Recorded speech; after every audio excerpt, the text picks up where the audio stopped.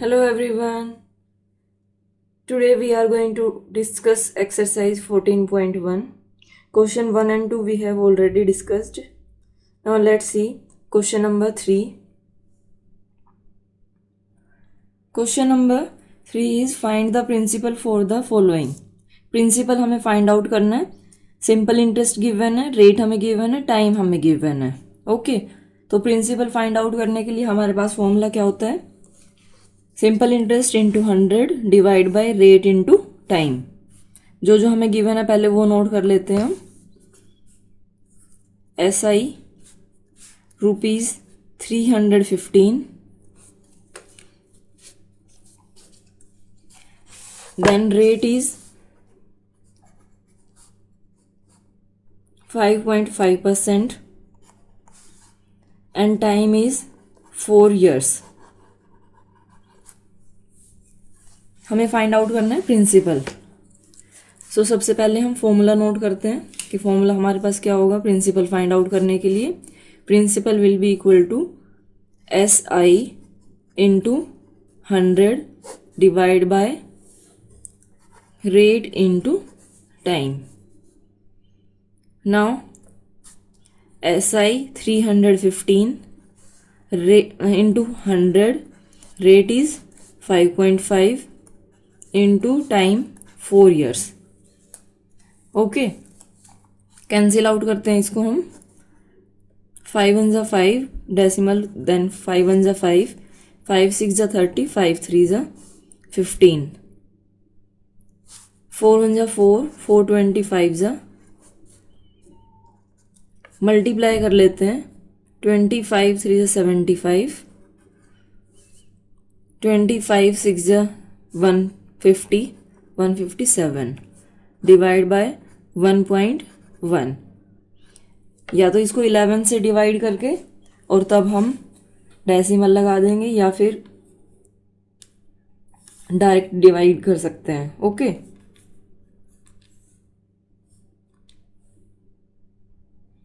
ये हमारे पास आएगा 1431.818. ये रुपीज़ में होगा. और यहाँ पे आप देखेंगे कि जो लास्ट डिजिट है ये 8 है. सो ये डिजिट इंक्रीज हो जाएगी. ये 81 की जगह 82 हो जाएगा. अगर मोर देन 4 होता है तो ये वाली डिजिट हमेशा इंक्रीज हो जाती है. देन बी पार्ट में हमें गिवन है simple interest that is ₹620.50, rate 9% and time equal to 6 years. ये हमें फाइंड आउट करना है. सो सेम फॉर्मूला पहले नोट करेंगे. सबसे पहले प्रिंसिपल इक्वल टू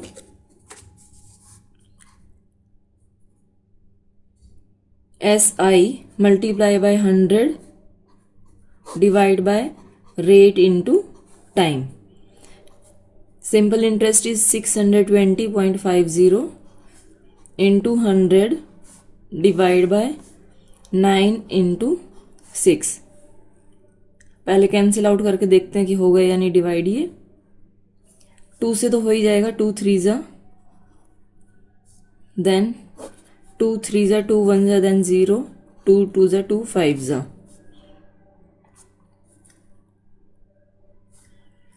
अभी 3 से डिवाइड होगा नहीं, इनको मल्टीप्लाई करके और फिर डिवाइड कर देंगे. इसको जब मल्टीप्लाई करेंगे तो ये हमारे पास आएगा 31025.00. 100 से मल्टीप्लाई करते हैं तो डायरेक्ट 2 0 हम बाद में लगा देते हैं. 9 3 ज़ा 27.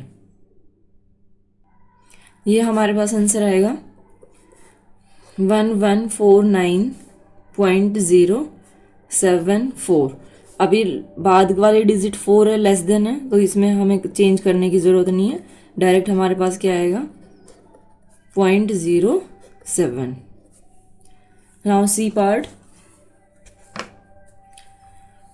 सिंपल इंटरेस्ट हमें गिवन है that is equal to 1050, rate is 12% and time is 8.5 years, तो 8.5 ईयर्स है, उसको हम कन्वर्ट कर लेंगे इम्प्रॉपर फ्रैक्शन में, उसके बाद इसको सोल्व कर देंगे। So principal will be equal to SI into 100 divide by rate into time. 1050 into 100 divide by 12 into 8.5। 1050 into 100 divide by 12 into 8.5। हमारे पास क्या बनेगा, 8 2 16 प्लस 1 17, 17/2। सो 17 ही आएगा और 2 न्यूमरेटर में। अब कैंसिल आउट करते हैं, 4 3 12, 4 25 डायरेक्ट ये हमारे पास नहीं होगा, 3 से हो जाएगा, 3 3 9, 3 5 15, देन 0। मल्टीप्लाई करते हैं, ये 25 2 50 और divide by 35, 0 0 5 1 7 divide by 17 equal to rupees 1029.411 है उसके बाद, तो ये 41 एज इट इज रहेगा। Now d part. अब इसमें देखिए, पहले हमें चेंज करना होगा, 3 मंथ्स 14 डेज है ये, तो 3 मंथ्स को हमें कन्वर्ट किस में करना होगा, ईयर में, तो ये 3 डिवाइड बाय 12, और ये क्या है 14 डेज, 14 डेज को हम किस में करेंगे, 14 डिवाइड बाय 365। अब यहाँ से जो हमारे पास एलसीएम लेके आएगा उसको हमें आगे ये सोल्व करना होगा। हम इसको डायरेक्ट मल्टीप्लाई करके, क्रॉस मल्टीप्लाई, तब इसको सोल्व कर सकते हैं। ये हमारे पास क्या आएगा, 3 into 365 plus 14 into 12 divide by 12 into 365। ये एज इट इज लिए, जब भी ज़्यादा आपको लगे कि एलसीएम बहुत ज़्यादा बड़ा हो रहा है तो आप ये वाला वे यूज़ कर सकते हैं। नाउ इसको मल्टीप्लाई करते हैं, 5 3 15, 6 3 18 plus 1 19, 3 3 9 plus 1 10 plus 48, then 12 plus 4 16। इसको हम एज इट इज रहने देते हैं, क्यों, क्योंकि जब हम इनको कैंसिल आउट करेंगे तो ये इजीली कट हो जाएंगे। 8 प्लस 5 13, 9 प्लस 1 प्लस 6 16, 1 ये 2 1 डिवाइड बाय 12 इंटू 365। ओके, अब इसमें वैल्यू पुट कर लेते हैं। ये वैल्यू पुट करने पे हमारे पास क्या बनेगा,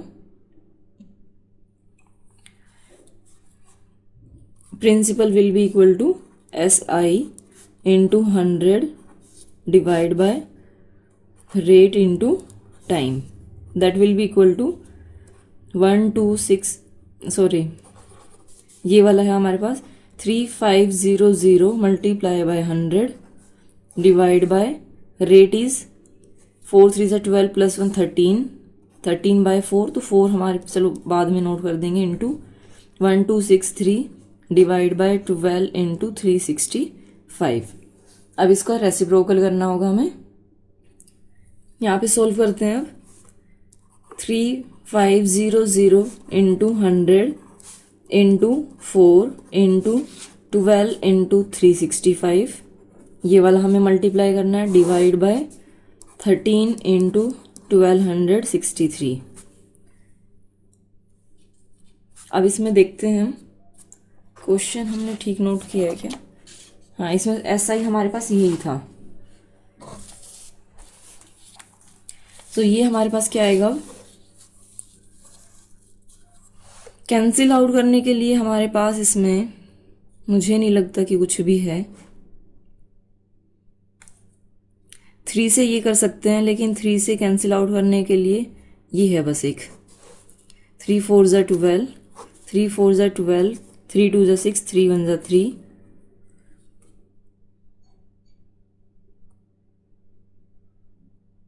उसके बाद 5 से हो सकता है कैंसिल, बाकी इसमें कुछ भी नहीं है, तो कैंसिल आउट नहीं हो रहा, तो अभी इसको हम मल्टीप्लाई करके नोट कर देंगे। ये हमारे पास यहाँ से आया 35, आफ्टर दैट 4 0 हो जाएगी ये 1 2 3 4, क्योंकि 2 ये है और 2 ये है, यहाँ पे 4 4 = 16, then into 365 divide by 12 into 431, ये मल्टीप्लाई करके नोट करते हैं। मल्टीप्लाई करके ये हमारे पास आया 2044, आफ्टर दैट 1 2 3 4,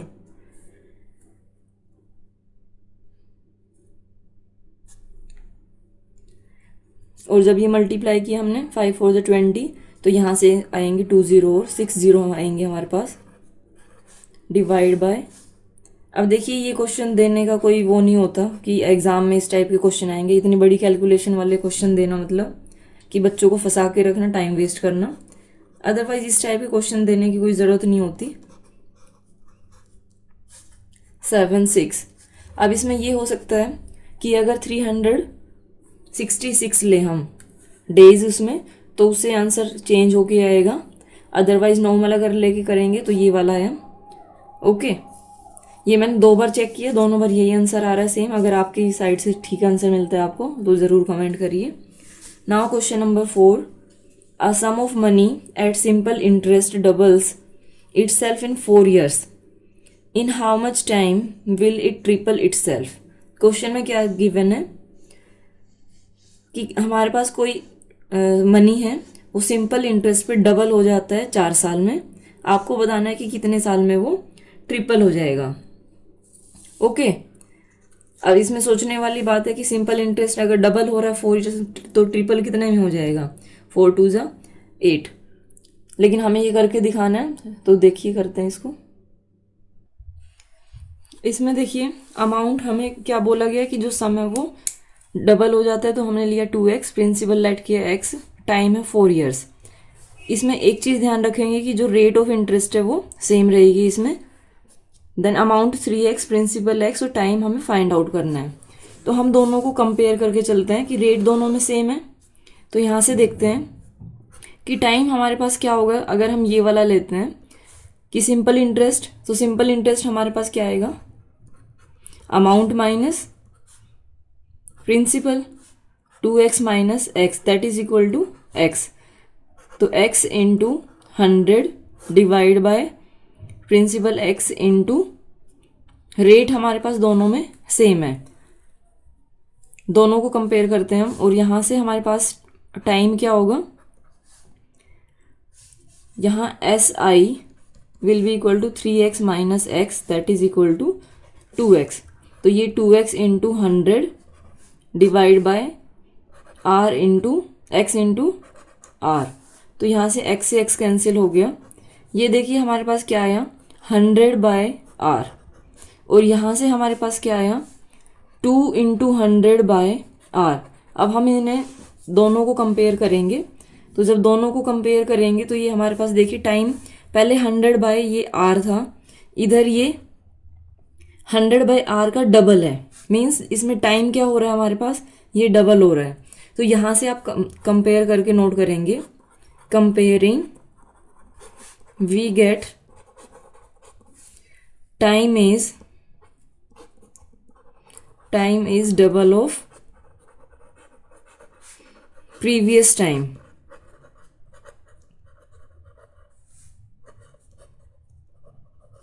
यहाँ पे हमारे पास टाइम कितना था? 4। तो इधर हमारे पास टाइम कितना हो जाएगा? ये डबल है, तो so time will be equal to 4 multiply by 2, that is equal to 8 years. Okay, now next is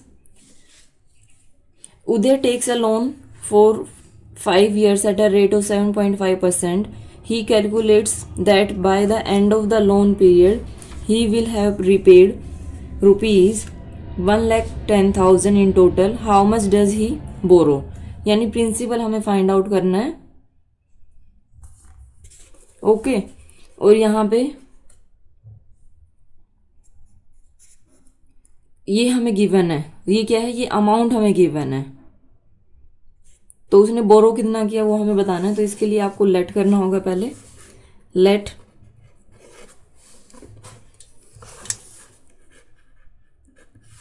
Uday borrowed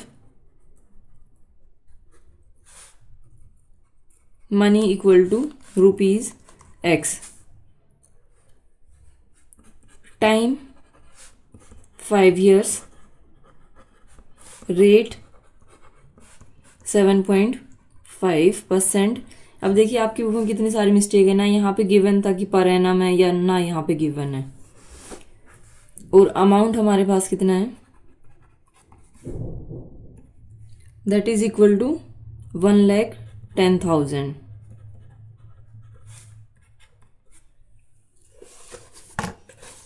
अब यहाँ से देखिए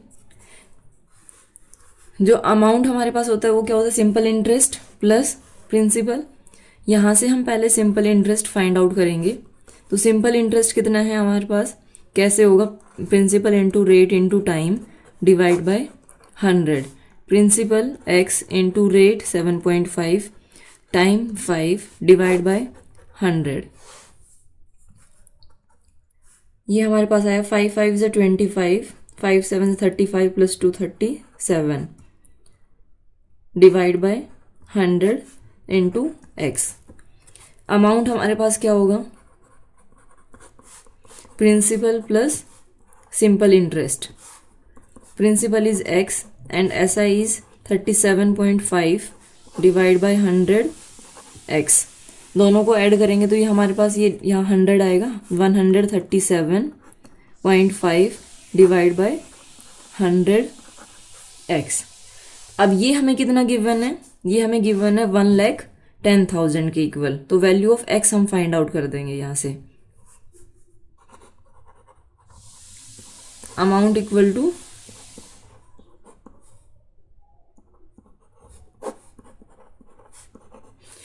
अब हुई 1,10,000 इक्वल टू 137.5 डिवाइड बाय 100 एक्स। एक्स की वैल्यू हमें फाइंड आउट करनी है, सो ट्रांसपोज करेंगे तो ये हमारे पास क्या आएगा, 100 मल्टीप्लाई में हो जाएगा न्यूमरेटर में और 137.5 ये डिनोमिनेटर में। यहाँ पे कुछ नहीं, तो ये ऐसे हमने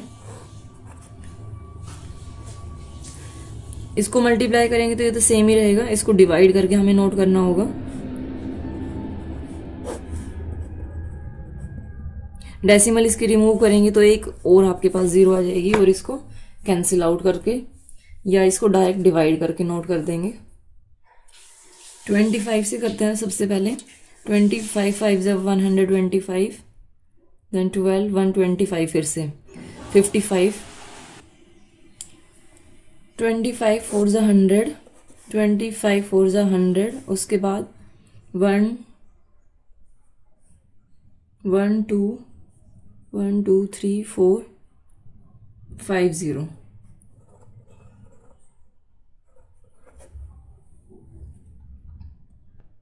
इलेवन से कैंसिल आउट करते हैं। 11 5 ज़ा, 11 4 ज़ा, 5 से कैंसिल आउट करते हैं। 5 8 ज़ा, उसके बाद 4 0, that is equal to 80,000।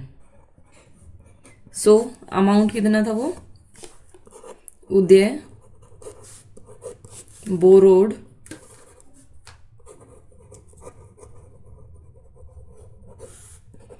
Money equal to rupees 80,000। Now next question,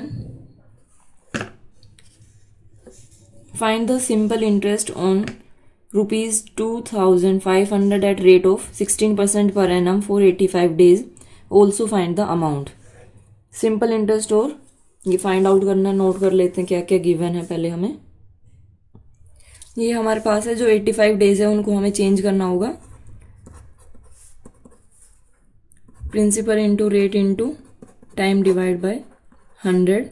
principal equal to 2500 into rate 16 and days है 85। इसको हम जब चेंज करेंगे ईयर्स में तो इनटू डिवाइड बाय कर दिया हमने 365 और into 100। 0 to 0 cancel,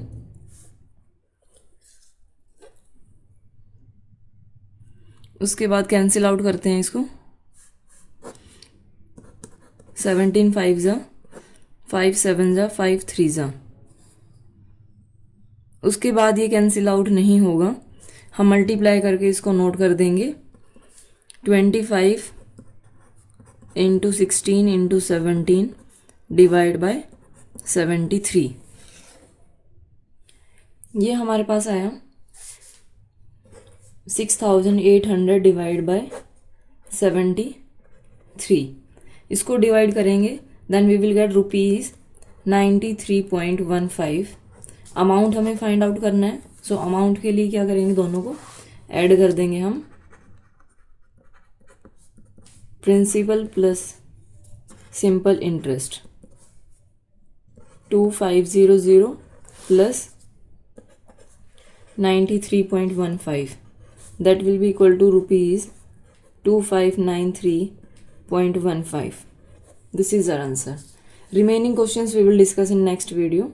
Thank you so much for watching my video and have a great day.